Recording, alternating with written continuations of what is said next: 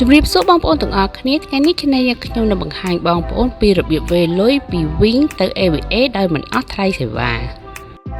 ចំណុចទី1ខ្ញុំនឹងបង្ហាញបងប្អូនពីរបៀបដកលុយពីលេខកូដវេលុយ8ខ្ទង់ចូលគណនី Wing ចំណុចទី2ខ្ញុំនឹងបង្ហាញបងប្អូនពីរបៀបផ្ទេរលុយពីគណនី Wing ចូល AVA ដោយមិនអស់ថ្លៃសេវាចំណុចទី1ខ្ញុំនឹងបង្ហាញបងប្អូនពីរបៀបដកលុយពីលេខកូដវេលុយ8ខ្ទង់ចូលគណនី Wing ដើម្បីធ្វើប្រតិបត្តិការនេះបានយើងត្រូវមាន account គណនី Wing ដែលមានលេខទូរស័ព្ទដូចទៅនឹងក្រដាស់ Wing ដែលដាក់ថាលេខអ្នកទទួលគឺត្រូវតែមានលេខទូរស័ព្ទដូចគ្នាបន្តមកទៀតយើងត្រូវមានលេខកូដវេលុយ8ខ្ទង់យើងចូលទៅក្នុង app Wing Bank បន្ទាប់មកនឹងលោតចេញផ្ទាំងបែបនេះយើងជ្រើសយកកូដ to Wing បន្ទាប់មកយើងចុចកន្លែងវេលុយ Express ដែលមាន logo Wing បន្ទាប់មកយើងយកលេខកូដ8ខ្ទង់ដែលនៅលើក្រដាស់ Wing វាយចូលក្នុងប្រអប់ឲ្យបានត្រឹមត្រូវ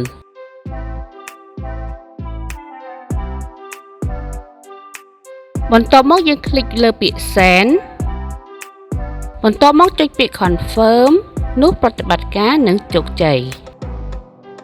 បញ្ជាក់ផងដែរខ្ញុំវេ100000រៀលចូលទៅក្នុងគណនី Wing ជាគណនីលុយដុល្លារដូច្នេះខ្ញុំទទួលបាន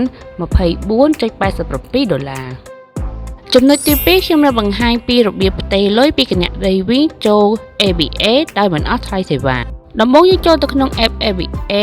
រួចចុចផ្នែកក្រហមដើម្បីទទួលយក QR code របស់ account គណនីរបស់យើងរួច screenshot ចូលក្នុង album photo បន្ទាប់មកយើងចូលទៅក្នុង app វិញរួចចុចសញ្ញា QR រួចយើងចុចទៅលើ album យើងជ្រើសរើស QR ដែលយើងបាន screenshot ពីក្នុង AVA មកចាដូច្នេះវានឹងបង្ហាញបែបនេះត្រង់ប្រអប់ amount USD អញ្ចឹងយើងវាយទឹកប្រាក់ដែលយើងចង់វេទៅខ្ញុំវេ$25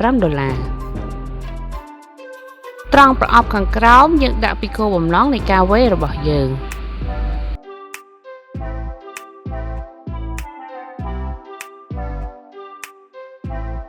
បន្ទាប់មកចុចពាក្យ Send